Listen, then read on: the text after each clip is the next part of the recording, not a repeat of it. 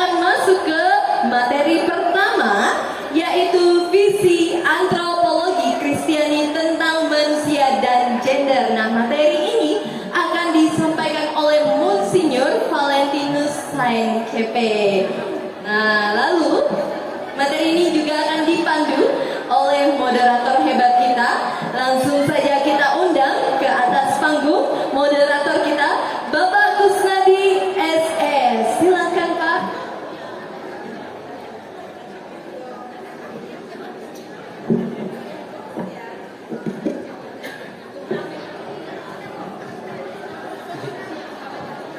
Jadi Monsinyur, silakan. Selamat pagi semuanya. Oke. Terima kasih Monsinyur sudah berkenan hadir. Yang sama-sama kita muliakan Bapak Uskup kita, Monsinyur Valentinus Sain CP, para romo, para suster, Ketua KGPP Keuskupan Sanggau, dan Bapak Ibu sekalian peserta seminar semuanya. Sekali lagi saya ucapkan selamat pagi untuk kita semua. Pagi. Sudah bisa semua yang masih berdiri? Mohon dikondisikan. Bapak-bapak.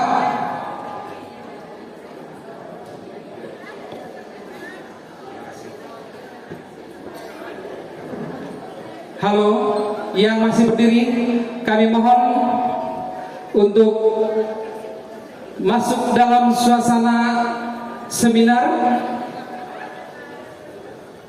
Sebentar ya Monsinyur ya. Mereka masih ngisi. Ya, masih sibuk dengan kuesioner. Oke, baik Monsinyur, Bapak Ibu sekalian, kita bersyukur kepada Tuhan. Kita tiba di saat yang penuh rahmat pada siang hari ini.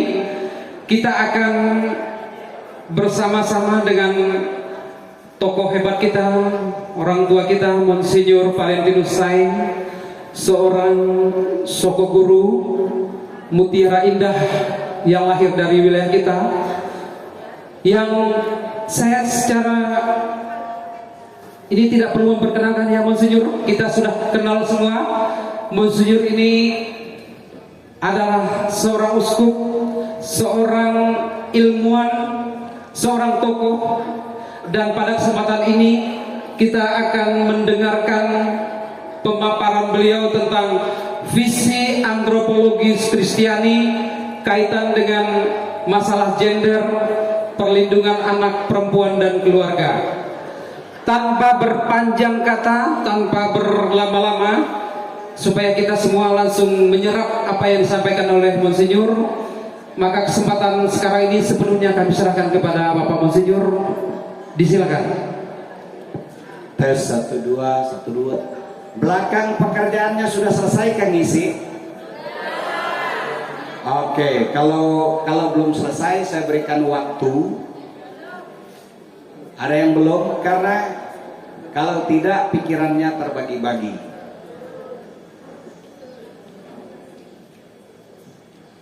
Sesudah saya mikir-mikir, saya tidak akan membahas sampai ke masalah gender. Saya rasa itu akan kita bicarakan di lain waktu, meskipun nanti saya akan menyinggungnya. Tetapi saya ingin mengajak Bapak Ibu untuk mengerti siapakah manusia menurut Gereja Katolik. Itu yang disebut dengan visi cara pandang. Jadi supaya kalian mengerti, karena banyak orang menggunakan kata tapi tidak mengerti maknanya. Visi berasal dari bahasa Latin videre, kata kerjanya. Videre berarti melihat. Visi, visio itu kata kerja bentuk lampau, apa yang telah dilihat. Itu asal usul dari visio. Jadi dengan kata lain, apa yang telah kita lihat ingin kita wujudkan di masa depan berdasarkan data-data yang ada. Kita merencanakan, karena itulah disebut visi. Seolah-olah itu Kita mengertinya sebagai mimpi, bukan? Tetapi itu lebih sebagai proyek. Proyek itu arti visi. Karena kita orang Indonesia menggunakan istilah asing, tapi tidak mengerti maknanya. Nah, maka visi antropologi berarti dari praktek yang terjadi, maka kita sekarang memandang. Ini loh pemahaman orang Kristen, visi antropologi Kristiani. Nah, visinya berarti antropos, logos, ilmu tentang manusia. Saya hanya membahas tentang siapakah manusia menurut ajaran kitab suci atau ajaran gereja dan lain sebagainya. Tetapi sebelum kita masuk ke situ, saya ingin mengajak Anda tentang cara pandang terhadap manusia. Saya berdiri saja karena sekian lama saya jadi dosen, jadi yang five. Jadi lebih enak berdiri karena bisa memantau orang di belakang itu kerjanya apa. Dosen kan harus begitu. Jadi meskipun jadi uskup, jiwa dosennya masih ada kan gitu. Ini tidak ada sinyal. Kita kembali ke file tadi.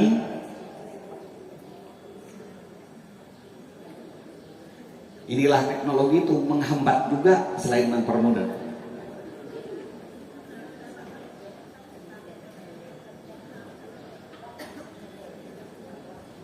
Bisa.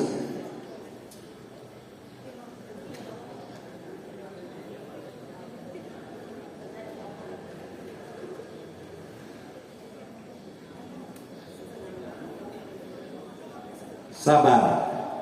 Sinyal hilang.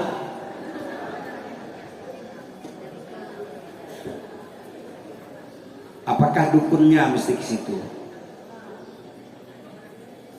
Apa yang terjadi? Kalau tidak itu dicabut kayak tangan. Yang cabut kayak itu mungkin dia. Ya, coba lihat.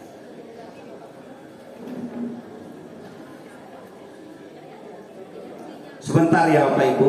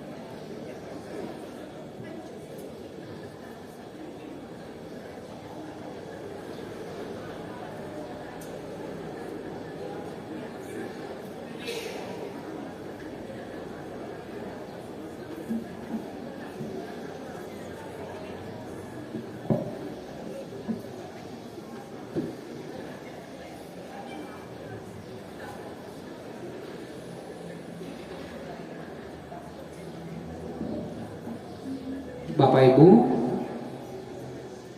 gangguan teknis ini anggap saja kesempatan bagi Bapak Ibu yang belum menyelesaikan pretest, ya. Jadi yang belum menyelesaikan silakan diselesaikan sambil kita menunggu perangkatnya siap digunakan.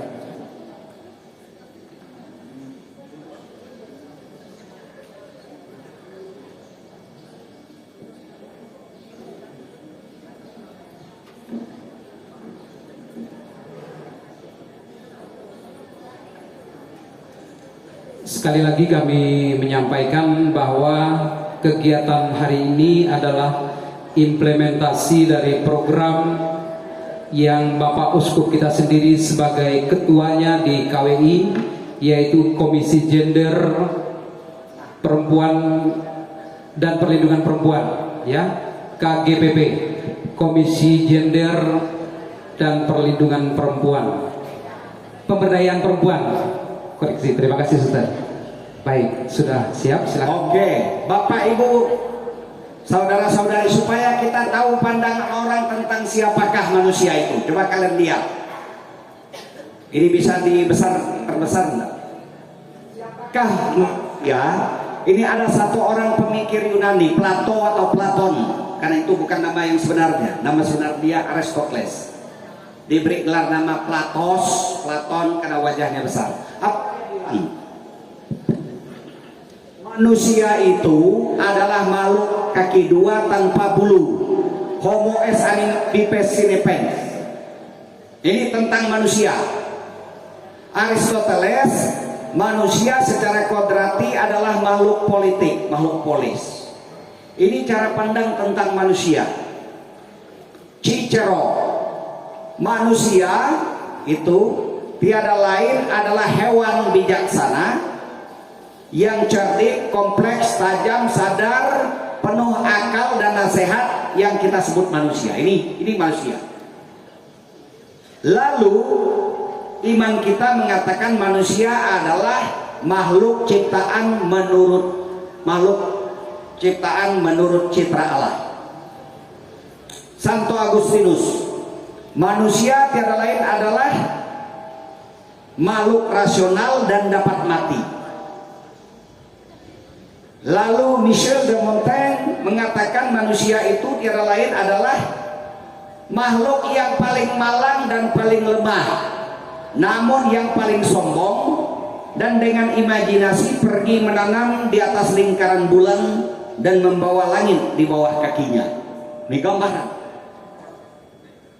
manusia paling sombong, ya. Lalu kemudian Blaise Pascal, manusia adalah sebatang buluh yang paling rapuh dari semua yang ada di alam, tetapi buluh yang berpikir. Ini bagaimana mereka memahami manusia. Benjamin Franklin, manusia adalah makhluk pembuat perkakas, makhluk teknologi. Rousseau, manusia adalah makhluk yang bejat, makhluk yang bejat manusia. Menurut Rousseau, karena itu diperlukan hukum untuk membuat dia menjadi baik. Paul Ernest, manusia adalah makhluk yang menipu diri sendiri. Jadi kita ini penipu semua. Lalu Nikolai Hartmann, manusia adalah ada yang membahayakan, yang mengambil resiko.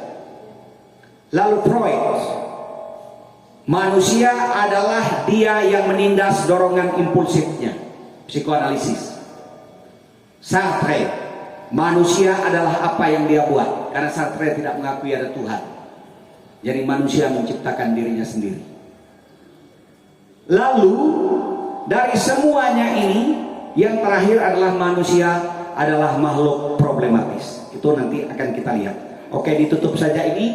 Ini sebenarnya kalau sudah dikirim oleh Ibu Ketua kemarin, itu papernya. Tapi saya tidak hanya membahas semuanya, saya hanya membahas tentang manusianya saja. Sedangkan ideologi gender macam-macam itu nanti silakan dibaca sendiri. Nah, kembali, siapakah manusia? Di sini saya tidak membahas pemikiran-pemikiran filosofisnya.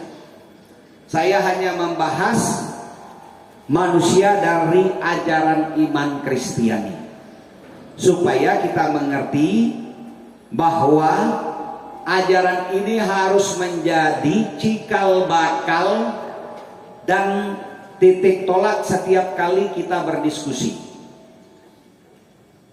Suster Stefani menjadi saksinya bahwa pengurus pusat KWI pun tercemar oleh ideologi gender yang beranggapan bahwa pembagian peran atau gender itu hanyalah ciptaan masyarakat, ciptaan institusi sosial. Jadi perempuan ini mengurus rumah tangga disebut perempuan, laki-laki disebut laki-laki, itu adalah ciptaan budaya. Tahu? Dalam bahasa mereka Butler dan lain sebagainya, gender itu adalah konstruksi sosial belaka, dan ini ditolak oleh gereja. Mengapa? Karena bertentangan dengan ajaran iman Kristiani. Orang disebut laki-laki, orang disebut perempuan bukan karena faktor kebudayaan, tapi dari awal Allah menciptakan mereka laki-laki dan perempuan. Laki-laki dan perempuan diciptakannya. Oleh karena itu peran sosial laki-laki dan perempuan memiliki kaitan dengan kodratnya, dengan kemanusiaannya yang sudah terbedakan, berbeda dari ciptaan. Jadi bukan diciptakan oleh kebudayaan seperti dikatakan oleh ideologi-ideologi gender. Ketika saya memperkenalkan ini, menjelaskan ini di KWI, di kami lingkungan pengurus pusat, apa komentar mereka? Bapak Uskup, ini loh yang kami ikuti selama ini. Ketika kami seminar di mana-mana ikut pemberdayaan perempuan, ini yang ada di kepala kami, bahwa gender itu, gender berarti peran sosial yang dimainkan seseorang berdasarkan jenis kelamin. Itu arti gender. Peran sosial yang dimainkan, yang dilakoni oleh setiap orang berdasarkan jenis kelamin. Itu arti gender. Jadi kalau peran sosial itu murni konstruksi masyarakat, itu berarti kita menyebut seseorang itu sebagai bapak, itu karena kesepakatan saja, bukan karena secara kodrati dia laki-laki. Karena ideologi gender mengatakan bahwa peran sosial itu rekayasa sosial. Nah, ini penting, ini titik tolak paling, karena banyak di mana-mana seminar, bahkan juga penggerak-penggerak gender yang beraliran agamis, saudara-saudari kita yang Kristen maupun yang Islam, mereka dipengaruhi secara tidak sadar oleh ideologi gender, bahwa gender itu adalah rekayasa sosial, konstruksi masyarakat. Salah. Dari mana salah kita akan lihat. Tolong dikoreksi nih, karena di KWI pun kita tercemar oleh ideologi gender. Maka saya mulai dengan hal yang paling dasar, siapakah manusia? Karena pemahaman tentang manusia menentukan arah. Penggerak-penggerak gender itu sekarang ini sebagian besar berciri anti agama. Nanti kita akan lihat. Lihat, gagasan Kristianisme menjelaskan manusia sebagai apa? Manusia adalah citra Allah. Ini pertama. Allah berfirman, baiklah kita menjadikan manusia menurut gambar dan rupa kita. Jadi kita ini diciptakan menurut gambar dan rupa Allah. Dalam citranya, bukan dalam dagingnya, karena Tuhan tidak berdaging. Arti dia roh. Karena itu di dalam diri kita ada unsur rohani, unsur jiwani. Maka Allah menciptakan manusia itu menurut gambarnya. Menurut gambar Allah diciptakannya dia, laki-laki dan perempuan diciptakannya. Jadi dari sononya, dari sejak penciptaan sudah ada pembedaan antara laki-laki dan perempuan dan semua peran turunannya. Jadi di mana ceritanya pembedaan laki-laki dengan perempuan, sebutan bapak dan ibu, itu murni konstruksi sosial. Sebab dari awal sudah diciptakan laki-laki dengan perempuan. Karena itu laki-laki dengan perempuan secara kodrati itu berbeda. Secara rohani berbeda, tidak bisa disamakan. Ini penting nih. Karena ideologi gender mengatakan tidak. Karena mereka tidak mengakui kisah penciptaan.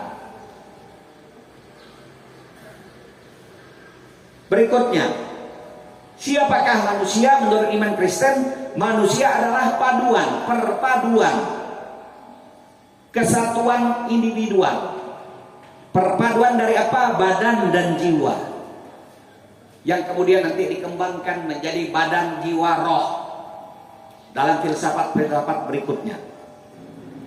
Dalam ajaran iman Kristiani, lihat Katekismus Gereja Katolik nomor 362. Manusia adalah makhluk unik yang utuh. Utuh berarti gabungan dari, itu berarti utuh. Karena kalau bukan dari gabungan dari, kita tidak bisa bicara tentang keutuhan, kesatuan. Ketika berbicara tentang utuh, tentang kesatuan, itu berarti perpaduan dari unsur-unsur. Maka dia makhluk unik yang utuh, wujud jasmani dan sekaligus rohani. Manusia adalah makhluk individual, dari bahasa Latin in dan dividere. In itu tidak, dividere terpisahkan. Jadi manusia itu adalah makhluk yang tak terpisahkan, insan yang utuh, pribadi yang utuh. Badan dan jiwa hanya berbeda entitas, berbeda unsur, berbeda dimensinya, tetapi bukanlah kenyataan yang terpisah. Karena itu kita tidak menganut dualisme, kita menganut dualitas. Jadi dalam diri kita ada dua unsur yang saling terkait, yaitu unsur jiwani dan unsur badani. Sementara dualisme mengatakan jiwa ada lebih dulu, lalu dimasukkan ke dalam badan sebagai hukuman. Itu aliran Platon, Neoplatonisme. Karena itu sesudah melewati tahapan-tahapan reinkarnasi, jiwa akan keluar kembali lagi ke dunia idenya, ke dunia jiwaninya. Itulah dualisme. Badan tidak dilihat sebagai unsur yang penting bagi jiwa.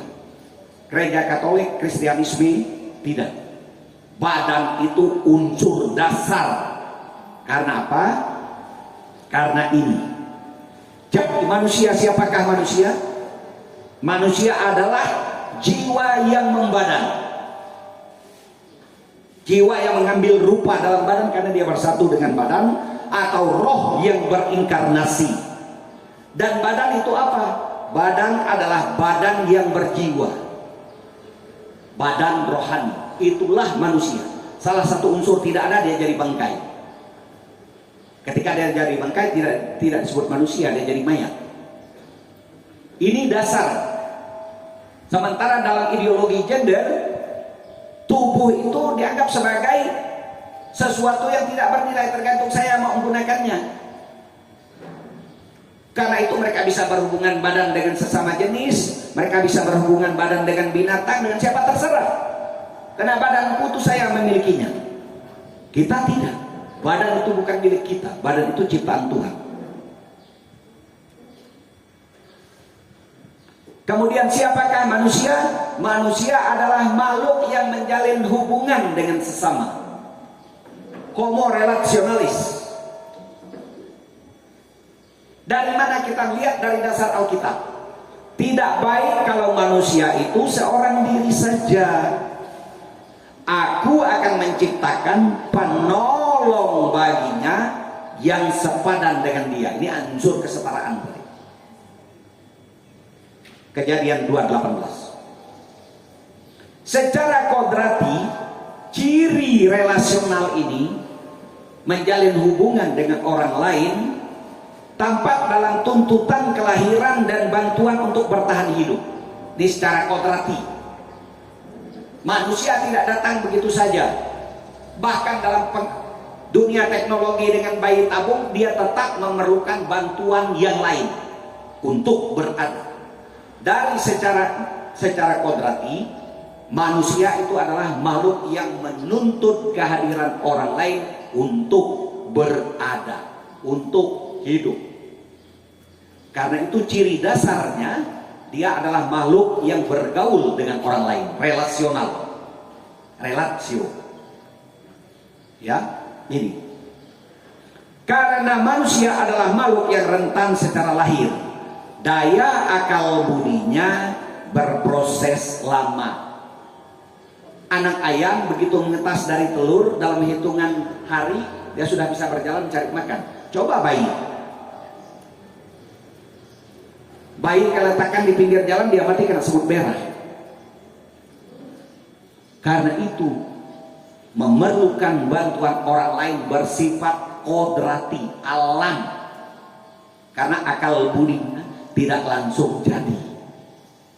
Maka kita perlu orang lain. Dan perlu orang lain itu bukan seperti dikatakan oleh orang-orang ateis itu sebagai sesuatu yang kebetulan. Bukan. Kalau tidak ada orang lain kita mati. Kalau tidak ada bapak ibunya, dia tidak bisa lahir. Jadi keberadaannya di dalam dunia mensyaratkan kehadiran yang lain. Nah, yang lain itu bisa manusia, bisa juga sarana prasarana, bisa juga alam lingkungan. Berikutnya, manusia adalah makhluk pesiarah. Ada seorang filosof yang menulis filosof Prancis, Gabriel Marcel, menulis buku tentang ini, Homo Viator, sang musafir, manusia pesiarah. Ini menjadi penting karena apa? Karena selama tahun jubileum kita mengambil tema ini sebagai pesiarah pengharapan, sang musafir. Ini dia ajaran iman Kristiani tentang manusia sebagai pesiarah, bersandar pada hakikat manusia sebagai ciptaan Tuhan. Kejadian bab 1 ayat 2 sampai dengan 7. Hal ini menunjukkan bahwa secara hakiki manusia bukanlah makhluk yang wajib ada, yang harus ada, enggak. Tapi kita ini mungkin saja berada. Mengapa kita tidak wajib ada? Kalau kita wajib ada, kita sama dengan Tuhan. Artinya kita bukan ciptaan. Ciptaan itu bergantung pada kehendak pencipta. Kalau pencipta mau, dia adakan. Kalau tidak mau, ya udah. Fakta bahwa kita diciptakan oleh Tuhan menunjukkan bahwa keberadaan kita tidak wajib. Yang wajib ada itu pencipta, karena kalau tanpa dia tidak ada siapapun. Ini penting nih, bahwa kesadaran bahwa kita ini tidak harus ada menjadi penting. Mengapa? Karena kesadaran ini memberi ruang bagi Tuhan untuk berkarya dalam kehidupan kita. Karena Allah yang membuat kita ada, bukan kita ada dari diri kita sendiri. Karena itu nanti penting dalam pengasuhan anak. Anak bukan milik bapak ibu. Anak adalah anugerah Tuhan. Karena ada orang yang normal, suami istri normal, tidak bisa punya anak. Jadi kalau anak itu bergantung dari kemauan orang tua, pertanyaan mengapa mereka yang normal tidak punya anak? Lihat ajaran iman Kristen. Dijaga. Ada ruang untuk Tuhan di situ. Sehingga hidup itu harus dilihat bukan semata-mata sebagai sesuatu yang begitu saja, melainkan anugerah dari Tuhan untuk kita. Karena itulah keberadaan manusia bergantung secara absolut pada kehendak Tuhan. Sehingga keberadaan kita, hidup kita berciri partisipatif. Partisipatif, ambil bagian pada kehidupan Tuhan. Tuhan menciptakan manusia dari tanah liat, lalu kemudian apa?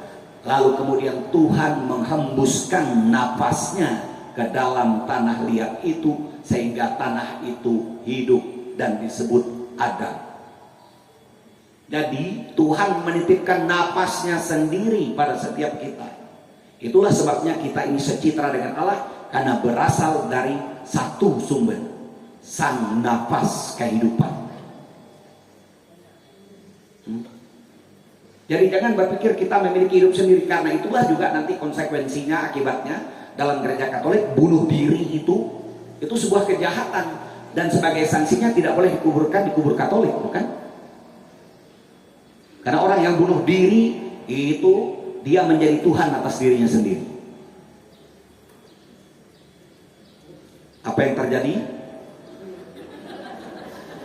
Nampaknya mereka yang bunuh diri marahin saya.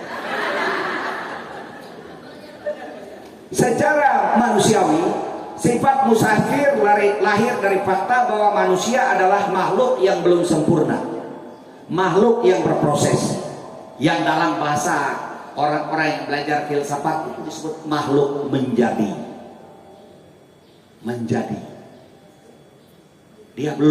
Kita belum sempurna, terus berproses menjadi manusia.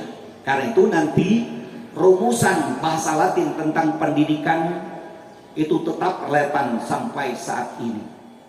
Apa itu pendidikan? Pendidikan adalah proses manusia menjadi semakin manusiawi. homo humanus est.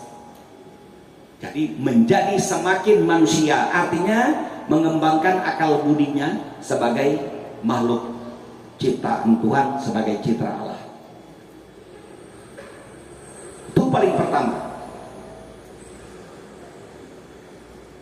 Berikutnya, manusia adalah makhluk yang berdosa dan tertebus. Ini paham Kristiani yang baru kita rayakan dalam Paskah kemarin. Kita jatuh dalam dosa. Apakah engkau memakan buah pohon yang kularang untuk engkau makan? Lihat, apakah kamu memakan buah pohon yang kularang? Maka dosa pertama-tama adalah perbuatan tahu dan mau, unsur pengetahuan dan unsur kehendak, niat. Tahu dan mau melawan, menentang, tidak taat pada kehendak Tuhan, itu dosa. Jadi unsur tahu dan mau menjadi titik penting. Contoh, kita menilai dosa tidak hanya melulu dari perbuatan yang terjadi, tetapi juga dari intensi, dari niat, dari kemauan. Misalnya, seorang tentara yang datang kepada pastor atau datang kepada uskup ngaku dosa karena dia membunuh tentara musuh, pastor tidak boleh menghukumnya dengan dosa berat, apalagi dosa mau. Mengapa? Karena sebelum kita menentukan dosa itu, kita tanya, kamu membunuhnya bagaimana? Waktu tembak menembak, pastor. Waktu tembak menembak, itu bukan. Mengapa? Karena tanya dia, kamu mau membunuh dia? Tidak juga, daripada saya mati. Daripada saya mati. Dalam hukum perang lebih baik membunuh orang daripada saya mati. Pertama. Yang kedua yang membuat kita tidak boleh menjatuhkan hukuman dosa berat kepadanya adalah dia berperang atas perintah negara. Artinya melawan kehendak bebasnya. Dia sebenarnya tidak mau dia, tetapi karena kewajiban, karena perintah negara, karena perintah komandan, maka dia pergi berperang. Dengan kata lain, dia melawan kehendaknya, kemauannya. Maka dia dijatuhi oleh pastor yang menerima pengakuan dengan dosa ringan. Ya, peccatum veniale, dosa ringan, bukan dosa maut, bukan dosa berat. Tetapi seseorang nih dendam sekali dengan seseorang. Boleh jadi tidak tahulah karena apa dia sama, pokoknya dia dendam. Jadi dendam itu tidak sama dengan tidak senang ya. Tidak senang itu ya berada di tingkatan paling luar lah. Saya tidak senang orang itu begini. Tapi dendam itu berarti saya ingin orang ini mati gitu loh. Saya tidak mau lihatnya. Nah, itu orang dendam. Dendam itu memohon semua buruk pada orang. Nah, itu orang dendam. Tapi kalau ya pastor malas gak bergaul dengan dia, begini pak. Nah, itu berada tidak senang. Makanya kalau kalian ngaku dosa, hati-hati lihat kata yang digunakan. Kamu dendam, memang kamu tiap hari mendoakan dia tuh celak. Enggak pastor, kan bukan, artinya kamu tidak senang. Karena dendam yang dimaksudkan dalam ajaran moral itu menginginkan seseorang mati. Nah, apa yang terjadi? Dia bertemu dengan teman-temannya tuh tidak tahu dia dendam dengan dia. Jalan naik motor, katanya, jalan ke arah Bukok, bagus semua kau. Bagus pak semua, kalau bapak ngeruk 100 km per jam juga aman. Padahal di ujung ada jalan rusak supaya kau mati ya. Nah, kalau orang itu datang kepada pastor ngaku dosa, meskipun dia hanya memberikan informasi yang berbohong, tapi perbuatannya ringan, berbohong, menyampaikan informasi, tapi niatnya membunuh, maka dia dikenakan dosa berat. Jadi penilaian tentang dosa tidak dilakukan hanya berdasarkan tindakan, berdasarkan pada niat. Ini jelas melarang. Udah dilarang jangan, tapi Hawa melihat buah itu menarik untuk dimakan. Lalu yang membuat tertarik adalah ingin menjadi Tuhan, karena dengan makan buah itu mereka memiliki pengetahuan tentang yang baik dan yang jahat, kesombongan dan keangkuhan. Tetapi kita tidak berhenti sebagai orang terkutuk, manusia menjadi orang yang tertebus. Kamu telah ditebus dari cara hidup yang sia-sia, kata Rasul Petrus, tapi bukan dengan barang yang fana, melainkan dengan darah Kristus. Inilah konsep manusia Kristiani yang kiranya menjadi dasar bagi kita, bagi kalian nanti untuk kegiatan-kegiatan selanjutnya. Inilah pemahaman kita pengikut Kristus Yesus tentang siapakah manusia. Sehingga kegiatan pelatihan, pembinaan, pendampingan harus berdasarkan pada konsep manusia menurut ajaran Kristiani, bukan menurut ajaran gender. Ya, ini penting ditegaskan, karena gender itu ada alirannya. Ada yang aliran teistik, beraliran percaya pada Tuhan, tapi Tuhan tidak punya hubungan dengan kita, jadi kita menjadi Tuhan atas diri kita. Ada juga gender yang memang anti gereja, anti Kristiani, anti agama, lebih tepat anti budaya patriarkal. Maka konsekuensi dari pemahaman kita tentang manusia apa? Manusia itu satu martabat, semartabat, laki-laki dengan perempuan satu martabat. Tuhan Allah mengambil salah satu rusuknya. Dari rusuk yang diambil Tuhan Allah dari manusia itu, dibangunnyalah seorang perempuan, lalu dibawanya kepada manusia itu. Lalu berkatalah manusia itu, inilah dia tulang dari tulangku dan daging dari dagingku. Ia akan dinamai perempuan sebab ia diambil dari laki-laki. Jadi perempuan tidak diciptakan dari tanah, dari mana? Nah, dia diciptakan dari rusuk laki-laki. Maka dia satu martabat. Lalu kalau begitu, bagaimana hubungan antara laki-laki dengan perempuan? Harus setara, karena mereka memiliki martabat yang sama, yang berbeda jenis kelaminnya, tetapi hakikatnya martabatnya setara, semartabat.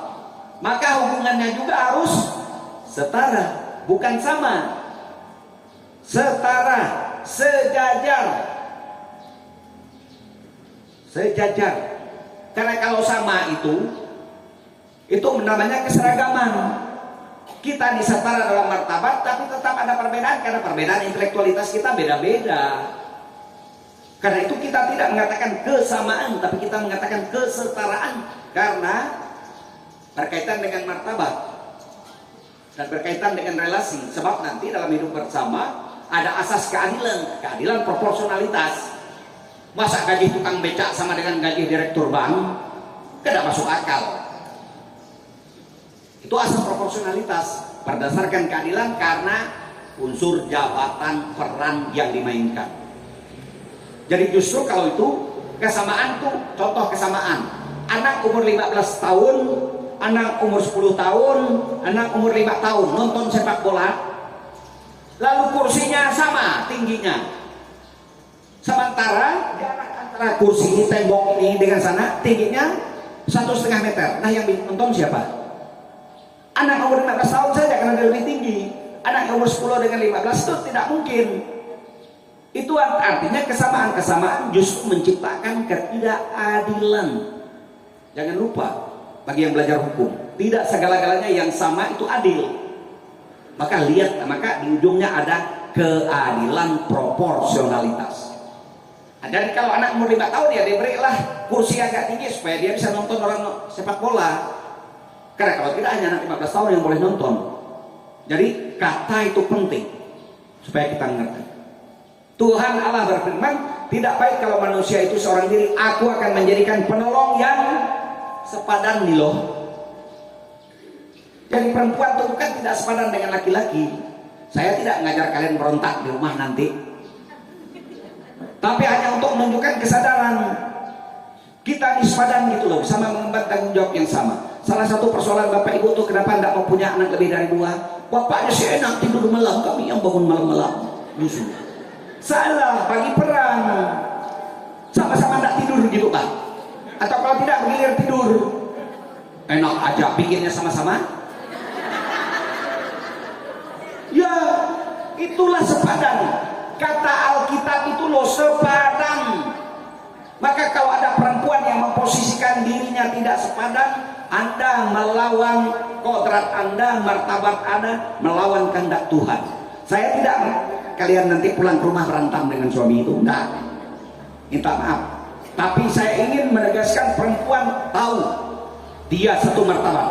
Dia tidak lebih rendah daripada laki-laki. Kemudian kalau begitu apa posisinya? Saling melengkapi. Sebab itu seorang laki-laki akan meninggalkan ayahnya dan ibunya dan bersatu dengan sehingga keduanya menjadi satu daging.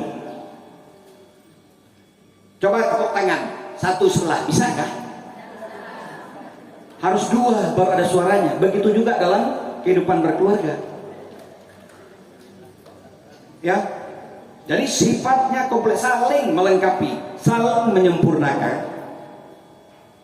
Maka sebenarnya bagus kalau bapak-bapak tuh ikut bu. Lain kali bapak-bapak tuh melibatkan supaya matanya juga terbuka. Karena ada juga tuh, "Mak, kopi!" Kan padahal baru bangun tidur, istrinya sudah bangun pagi, bereskan dapur, nyuci segala piring mangkok karena ada pembantu, menyiapkan segala pakaian anaknya sekolah. Dia bangun tidur langsung minta kopi, sih tambah kopi ke mukanya.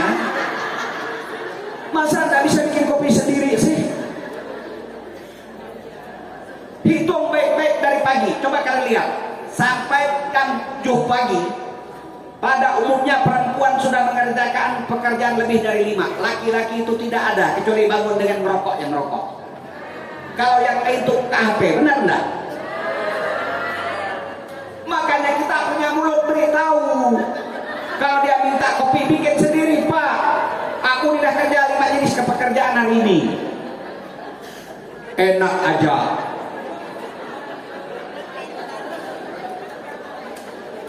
Kalau dia protes, bawa ke pastor paroki atau bawa ke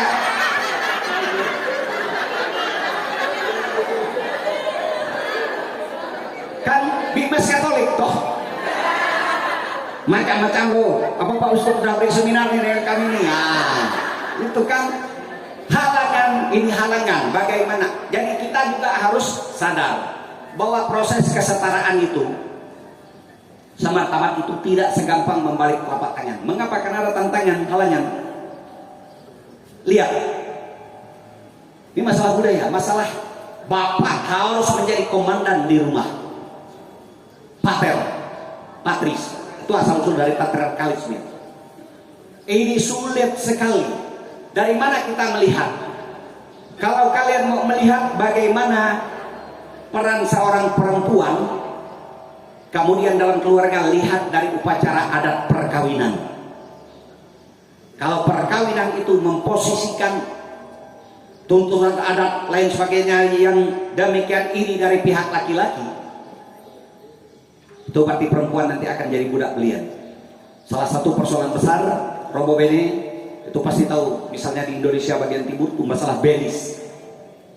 Itu kesulitan paling besar. Dan ini masalah budaya. Persoalan paling besar. Karena seolah-olah dengan saya sudah bayar belis, saya sudah beli perempuan itu. Apalagi belisnya udah ambil dari paling tinggi, makin cantik, makin sekolah, makin pintar perempuannya, makin mahal belisnya. Gading gajah, di Flores ada gajah. Tak ada. Tapi sebenarnya di balik itu ada unsur penting yang kemudian dimanipulir oleh orang adat. Karena saya ketika masih saya di dosen di Malang, dosen filsafat itu, saya membimbing itu lebih dari 5 tesis tentang Belis. Saya menguji tesis yang untuk master filsafat itu 2 tentang Belis dari suku yang berbeda. Jadi mengapa dia Gading Gajah, barang yang tidak ada di sana? Karena perempuan dianggap sebagai makhluk yang paling istimewa, paling berharga. Tapi kemudian oleh adat itu dimanipulir sehingga dibisniskan. Sama seperti orang Dayak. Kalau kalian menelusuri adat istiadat terutama kelompok-kelompok dari suku Iban, seorang laki-laki boleh menikah hanya ketika dia berhasil mempersembahkan kepala ke hadapan mertuanya. Simbol bahwa dia bisa melindungi dan menjaga anak istrinya. Maka sebelum dia menikah, dia wajib pergi mengayau, perang tanding. Kalau dia mati ya udah, keluarganya tidak bisa untuk calon mertuanya karena anaknya mati gara-gara mau menikahi putrinya. Mengapa? Kepalanya sendiri dia tidak bisa melindunginya, gimana dia bisa melindungi anak istrinya? Lihat filosofis. Kenapa orang mengayau? Untuk dipersembahkan kepada calon mertua. Tanda bahwa perempuan itu berharga. Dan itu terbukti dari teori sosial. Kalau kalian membaca pembagian kerja berdasarkan seksualitas, karangan Arif Budiman terbitan tahun 73, yang dikembangkan Arif Budiman karena dia studi sosiologi di Harvard, dipengaruhi oleh aliran kiri Marxisme. Harvard masih itu juga Marxisme karena barusan selesai revolusi kan. Arif Budiman lepas menjatuhkan Soekarno kan dia lari ke Amerika studi, distudikan oleh Rajim Soeharto. Dia belajar di Harvard. Harvard masih dipengaruhi Marxisme. Nah, dalam teori Marxis dikatakan begini, perempuan dalam masyarakat patriarkal sungguh masa depan suku. Karena itu perempuan tidak boleh keluar kemana-mana. Karena apa? Karena kalau perempuan terjadi sesuatu dengan perempuan dan seluruh suku bahaya. Maka perempuan harus tinggal di tempat paling aman. Rumah dibuat seaman mungkin untuk menjaga kelangsungan suku. Sebab kalau ada 10 laki-laki atau 100 laki-laki, hanya 1 perempuan. Perempuan hanya bisa melahirkan setahun sekali. Karena zaman dulu perang suku, perang untuk pembantaian kebersihan etnis. Tetapi kalau ada 100 perempuan, 1000 perempuan, hanya 1 laki-laki dia bisa menghamilinya dan mereka bisa melahirkan dalam 1 tahun. Maka masa depan suku terjamin. Lalu dalam perkembangan zaman ketika situasi sudah membaik, tidak ada perang suku macam-macam, laki-laki lebih berkembang karena dia menjalin relasi dengan orang luar, sementara perempuan tetap terkurung dalam istananya. Itu asal-usul teori Marxis tentang perempuan. Karena itu perempuan sekarang harus keluar dari rumah mendapat kesempatan yang sama. 5 menit lagi. Terakhir masih 2, genderisme. Ini tadi sudah saya katakan. Dan genderisme menganggap apa? Saat ini para penganut aliran gender sedang berada dalam masa perang suci, melawan agama-agama, melawan budaya-budaya tradisional. Tantangan ketiga, doktrin agama. Karena ada doktrin agama, doktrin religius yang berkeyakinan bahwa perempuan dan laki-laki tidak semartabat dan tidak setara. Karena itu kalau di pengadilan 2 perempuan lawan 1 laki-laki. Perempuan tidak punya hak warisan, macam-macam. Ada banyak sekali agama-agama yang memiliki hal pemahaman begini. Yang keempat, buku filsafat. Nih, buku politik bab buku pertama, poin kedua dari Aristoteles. Judulnya Politik. Ini yang diikuti oleh budaya Yunani dan budaya Eropa, Romawi. Pemahaman tentang perempuan. Otak perempuan itu hanya setengah otak laki-laki. Dan perempuan itu sama dengan orang barbar, sama dengan budak belian, dan lain sebagainya. Nih, ini ada aliran filsafat. Perempuan adalah makhluk yang lemah secara fisik dan bodoh secara intelektual menurut alam nih. Dan itu, Bapak Ibu Saudara-saudari, berada dalam dunia pendidikan di Eropa. Sampai hari ini gaji perempuan dengan laki-laki di Eropa itu tidak sama. Sopir-sopir itu gaji laki-laki dan gaji perempuan beda sampai hari ini. Itulah sebabnya kenapa feminisme dan kemudian genderisme itu berkembang di Eropa. Mereka maju dalam segala hal, mengatakan hak asasi manusia, dalam prakteknya tidak. Masyarakat mereka patriarkal sampai hari ini Eropa. Karena itu bisa dihitung pemimpin-pemimpin Eropa perempuan. Ya, inilah tantangan-tantangan yang harus kita lakukan. Jalan keluar, memperjuangkan kesetaraan gender. Kita sebagai makhluk yang setara dalam relasi. Yang kedua, memperjuangkan keadilan gender, peran sosial. Jadi semua ruang, termasuk 30% anggota dewan itu kan untuk perempuan, dalam kenyataan hanya 27, masih di bawah. Yang ketiga, pemberdayaan perempuan.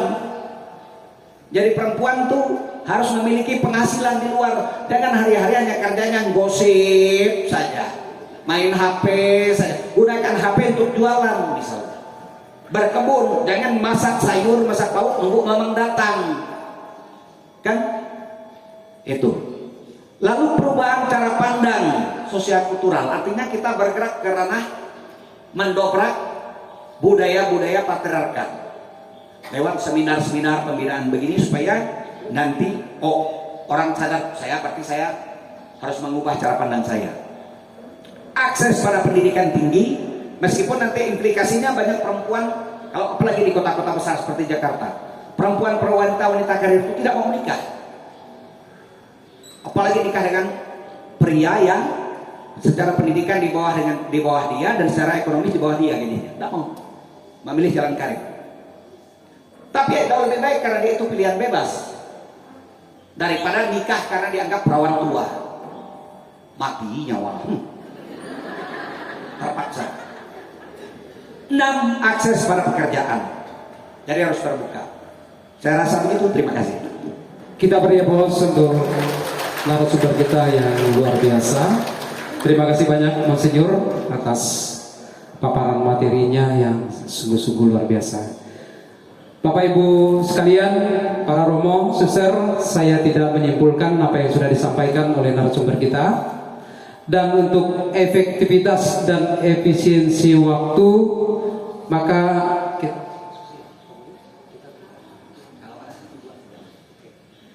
dari narasumber memberikan kesempatan 1 atau 2 penanya, ya. Jadi dengan demikian pada kesempatan ini kami membuka ruang bagi para penanya yang ingin mendalami atau mempertajam apa saja yang sudah disampaikan oleh narasumber.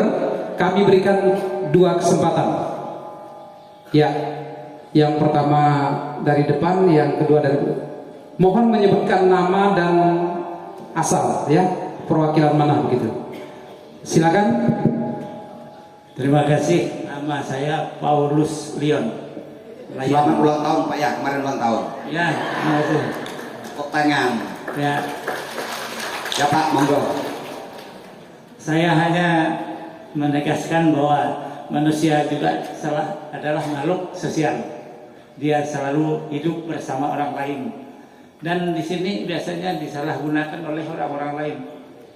Ini kan tanah negara, kita hidup bersama, tanam sawit apa segala kan. Karena manusia hidup sosial, kalian harus memberi.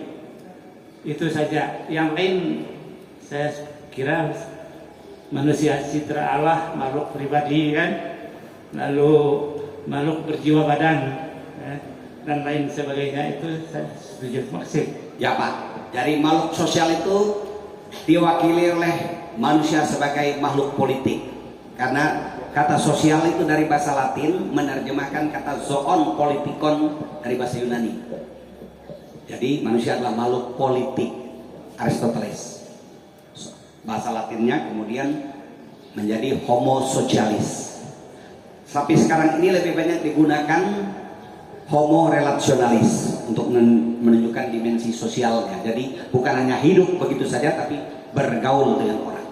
Belakang Silakan yang di belakang. Tadi ada Bapak, monggo. Perkenalkan, nama saya Petrus Barus, saya berasal dari Paroki Nangatama. Saya sedikit bertanya masalah kesetaraan dan gender.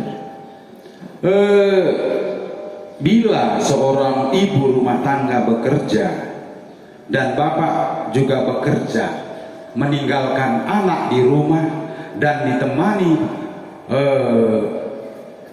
IRT, jadi anak lebih dekat dengan IRT dan tidak dekat dengan ibu dan bapak.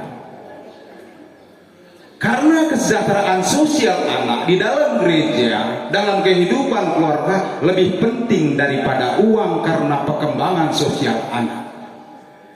Bagaimana tentang gender ini diperjuangkan kalau mengabaikan kehidupan sosial anak lebih dekat dengan IRT-nya? Demikian, terima kasih. Terima kasih Pak. Ini yang disebut dengan dilema sosial. Izin Monsinyur, sekalian mungkin ada satu lagi. Sebentar aja dulu, biar tidak lupa. Baik. Dilema sosial Pak. Itu sudah muncul berkali-kali juga dalam pertemuan-pertemuan di beberapa tempat. Bagaimana bisa menjembatani keaktifan perempuan, suami istri sama-sama aktif bekerja dengan parenting anak. Bagaimana mengurus anak, membina anak dan lain sebagainya. Ini menjadi masalah. Sampai saat ini kita belum menemukan solusi yang baik. Karena apa? Karena kalau kedua-duanya berangkat pagi dari rumah, kalau masuk jam 8, mungkin dia berangkat jam 8. Dia ada yang jauh, misalnya dari Bogor, harus rebutan kendaraan, dia berangkat jam 6. Pulang nanti tiba jam 9, anak sudah tidur. Ini menjadi masalah. Dan sampai hari ini belum ada solusi. Yang bisa ditanggapi secara pastoral oleh gereja adalah mendirikan pusat-pusat penitipan anak. Itu yang terjadi di kota-kota besar, anak dititipkan di para suster. Mereka lebih percaya dengan para suster kita, karena tidak punya anak, jadi naluri keibuan itu tersalur ke situ. Sehingga para suster tuh misalnya di kota-kota besar tuh selalu dituntut untuk, ayo suster bangun tempat penitipan anak, bantu suster ayo gitu kan. Tapi kan itu tadi nuntut banyak suster tapi tidak memberikan anaknya jadi suster. Ini penyakit ya. Jadi itu saja solusi Pak. Itulah dilema sosial ya. Berikutnya. Terima kasih. Saya Alusia Sri Ariwati dari Kring Santo Benedik Mikael. Maaf Mas, masih belum ketemu Mas Pak. Ya. Pertanyaan saya, bagaimana mengenali dan mengatasi pengaruh gender dalam pergaulan remaja? Itu saja. Terima kasih. Terima kasih Ibu. Kemarin itu ada Romo Benipang memberikan ceramah secara online. Dan saya tidak tahu apakah sharing dia juga membahas, tapi dalam bukunya itu dibahas. Jadi anak-anak sekarang, terutama di kota-kota besar, itu sungguh terkontaminasi, tercemar oleh ideologi gender yang mengatakan bahwa saya bukan perempuan, saya belum menentukan jenis kelamin saya. Anak SMA loh, anak SMA. Ada yang mengatakan bahwa saya belum menentukan jenis kelamin saya. Lalu kalau kamu sebagai perempuan, apalagi anak SMA, dengan segala ritme bulanan, dengan segala macam bentuk tubuhnya, itu bukan perempuan. Dipanggil apa itu? Masa dipanggil Mas? Panggil Mas nanti tersinggung. Atau seorang laki-laki dipanggil Mbak, tersinggung enggak? Memangnya gaya saya agak begini-begini gitu kan? Enggak. Nah, lalu bagaimana cara mengatasinya? Tolong dicek bacaan mereka itu apa. Itu penting. Lalu yang kedua, dari awal dalam pendidikan kita sudah membuat pembagian peran sosial, dalam arti menjelaskan ada hal-hal yang diciptakan oleh masyarakat. Tetapi misalnya ketika keluarga menjelaskan kamu sebagai perempuan harus kamu memiliki keistimewaan ini, keistimewaan itu kan secara jelas memberikan satu rambu kepadanya bahwa kamu perempuan bukan laki-laki, gitu kan? Yang berbeda, bentuk tubuhnya berbeda, ritme bulanannya berbeda, dia bisa hamil dan lain sebagainya, itu harus dijelaskan supaya dia tahu. Karena untuk anak yang tadi dia menentukan jenis kelaminnya gimana? Tiba-tiba nanti dia ada teman-temannya karena seksualitas itu cair katanya. Kita mau dengan siapa saja boleh, fleksibel dalam waktu, tapi itu nanti lain kali karena terlalu panjang. Nah ini, karena itu banyak sekali anak yang menjadi korban kekerasan seksual karena dia mengatakan saya belum menentukan seksualitas saya. Lalu kemudian nanti diperkosa laki-laki, baru dia mau marah-marah. Memang gimana ceritanya? Karena dia belum menentukannya. Jadi pendidikan parenting itu penting tentang keistimewaan dari masing-masing pihak. Hanya itu ya Bu cara mengatasinya. Bacaan mungkin agak sulit karena kerap kali HP-nya tidak bisa diakses. Tapi pendidikan dari awal itu jelas. Nah, tidak semuanya juga bersifat kodrati. Pembagian kerja misalnya tidak. Pembagian kerja, atau kerja perempuan harus kerja di rumah, enggak. Tidak mesti juga. Apa salahnya perempuan bekerja di luar? Karena itu misalnya di Jerman, itu istrinya pulang dari kantor karena suaminya tidak bekerja. Atau misalnya suaminya bekerja, istrinya ngurus anaknya di rumah. Begitu suaminya pulang dari rumah, dia berikan kereta dorong anaknya. Pak, giliran bapak ngurus anaknya. Dia pergi keluar, ngerokok, ngopi, ke bar. Kalau udah begitu ada ekstrim. Karena itu ada kecenderungan di Eropa, di Amerika, mereka menikahi perempuan-perempuan Asia karena tetap memiliki kepedulian terhadap keluarga dan anak. Jerman tidak, Jerman, Perancis tidak. Jadi begitu suaminya pulang kantor langsung disodorkan kereta anaknya, dia pergi keluar karena dia menganggap dia tinggal di rumah sebagai pekerjaan. Ini gerakan efek dari feminisme, genderisme yang radikal. Mengapa? Karena keluarga dianggap sebagai tempat perbudakan legal terhadap perempuan. Ini bertentangan dengan ajaran kita tentang keluarga, bukan? Perempuan adalah tempat penjajahan oleh laki-laki terhadap perempuan secara legal. Lihat gagasan genderisme. Oke, saya rasa begitu. Oke. Terima kasih. Kita berikan aplaus untuk narasumber. Demikian Monsinyur kata-kata terakhir. Silakan. Karena saya sesudah ini saya mohon izin pulang ke Sanggau sebab saya ini salah tanggal. Di jadwal saya 21 Mei, saya pikir 21 Mei itu hari raya Hari Kartini. Minta maaf ya, malu udah lupa ngurus. Jadi aku bilang ibu, Bu, jadwal saya tuh 21 Mei. Dah Pak Uskup hari raya Hari Kartini. Loh, Hari Kartini bukan 21 Mei, bukan 21 April. Untung saya tidak bikin jadwal hari ini, tapi ada jadwal sore. Enggak juga sore aman, tapi saya mesti menyiapkan bahan. Jadi saya sekalian izin pamit, selamat berproses.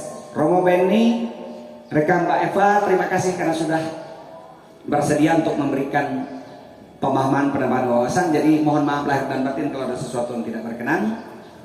Jadi silakan Anda berbicara semuanya secara tuntas. Semoga pembicaraan ini mengubah suasana keluarga kita menjadi keluarga-keluarga Kristiani yang bahagia, sejahtera, adil, dan berkeadilan. Amin. Ya. Terima kasih banyak Monsinyur. Terima kasih Monsinyur. Terima kasih. Oke. Bapak, Ya. moderator. Begitu para Romo, Bapak Ibu sekalian, para suster, sesi untuk pemateri pertama. Iya, baik. Sekali lagi terima kasih. Iya, terima kasih. Uskup, saya mohon kesediaan karena ada penyerahan souvenir dari panitia. Silakan panitia. Kami atas nama moderator bahwa acara ini mohon maaf jika banyak hal yang menjadi kekurangan kami. Terima kasih, Tuhan Yesus berkati semua. Ya, sembari menunggu. Mohon panitia menyiapkan sertifikat kalau bisa, karena saya masih dosen di dalam soalnya.